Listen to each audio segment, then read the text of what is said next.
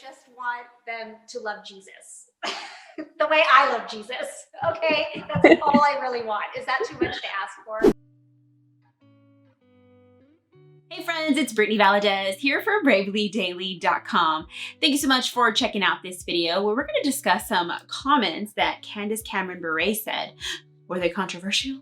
Oh my gosh, only to some people, but like not to me. But before we get into that, I want to make sure you guys can follow me on social media. If you have social media, I will list all my accounts below. I'm also really active on Instagram and Facebook sometimes too. I need to up my game on TikTok, but that is coming soon. I will let you guys know about that in a future video. So recently, Candace Bure, yes, the star of Full House, Fuller House, and so many movies on Hallmark that I watch.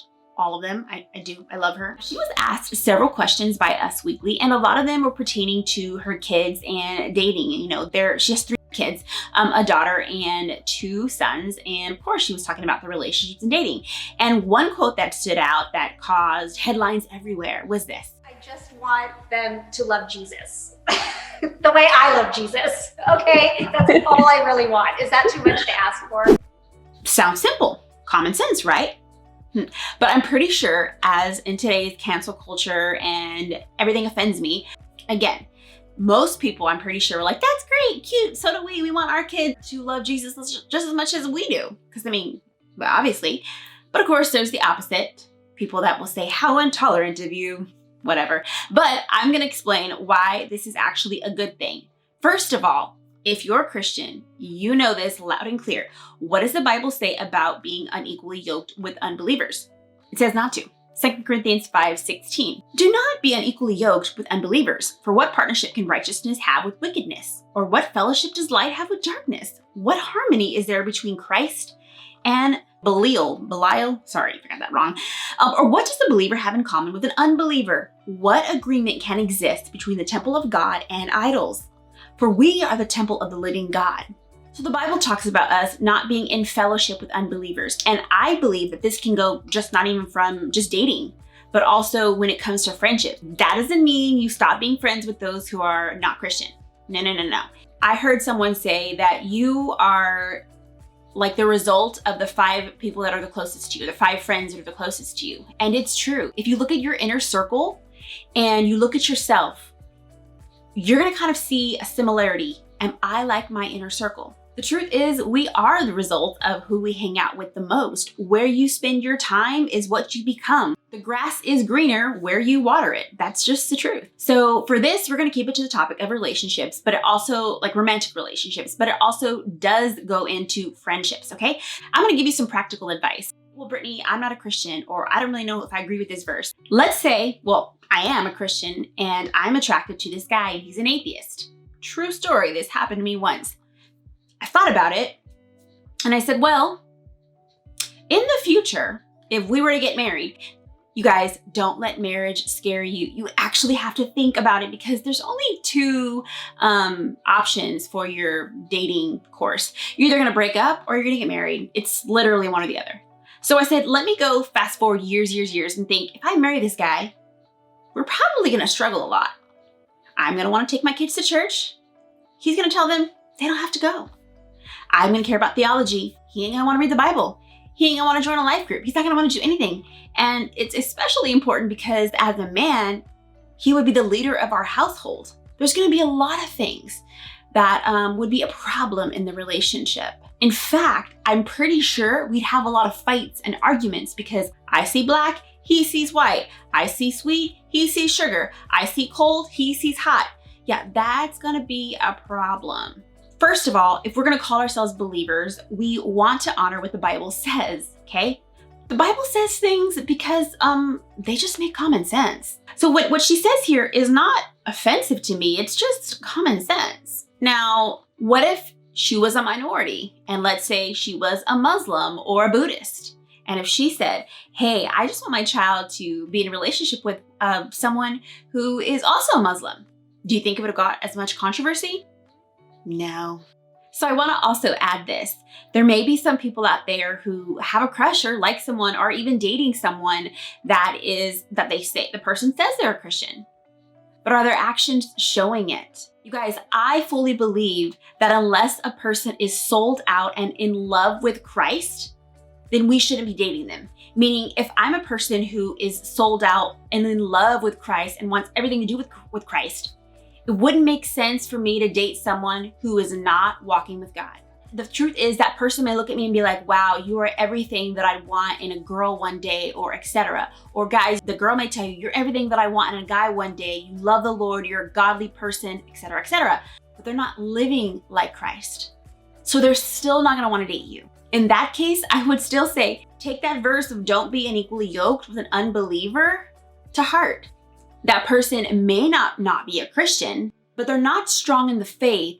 In fact, their pull is more towards the world. So because their pull is more towards the world and yours is pulled more towards Jesus, your viewpoint, you're not going together.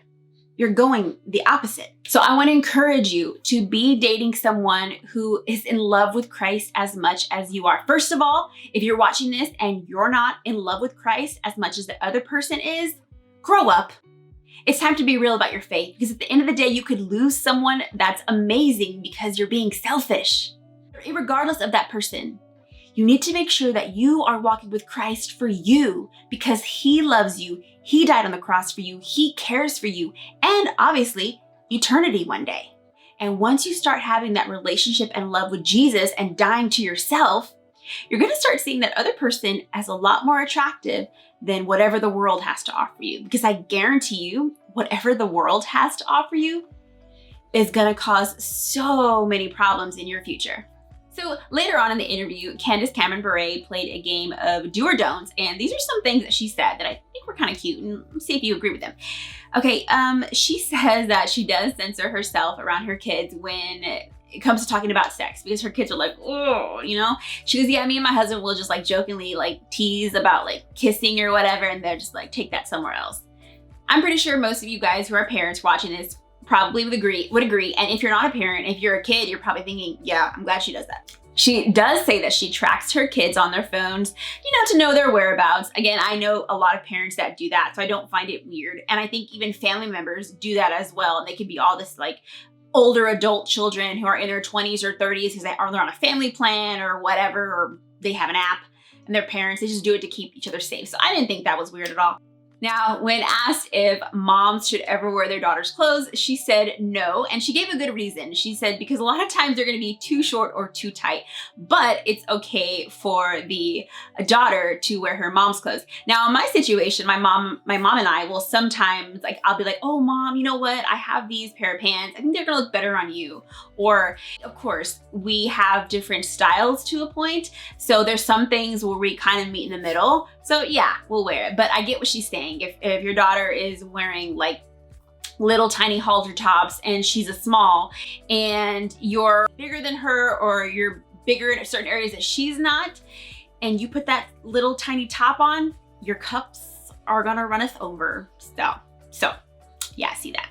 Now, when asked if she gives unsolicited relationship advice, she says yes, that parents always should. And I agree with this because, of course, parents know more than us. They've been there, done that. It makes sense. And if a parent loves you, your parent wants to guide you. Kids may not always ask, but when parents give them, there may be like a nugget of wisdom or some words, and we're just like, wow, that's really good advice about anything. Now, she was asked if she would set her kids up on a date, and she said yes. If the person that you're setting them up with is a good prospect, you know, they came from a good family, and you know that they might get along well, like, why not? Of course.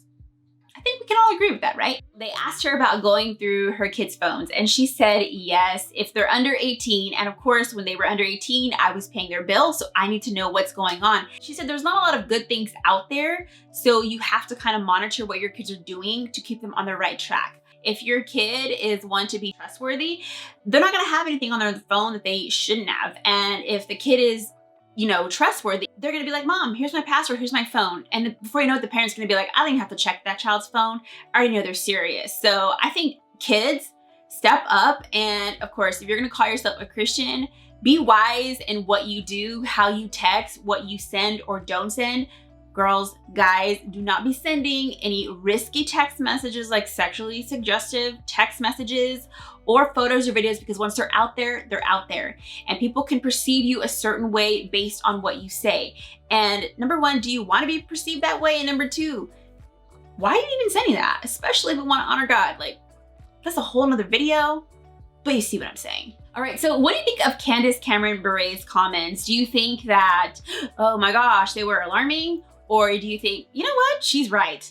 I wanna know in the comment section below. If you guys like this video, of course, give it a thumbs up and subscribe, share it with all your friends. It really does help me out. And I will link everything that I mentioned in the description box below, and just follow me on social media. Until next time, I'm Brittany Valadez for BravelyDaily.com. God bless, and see you in the next one.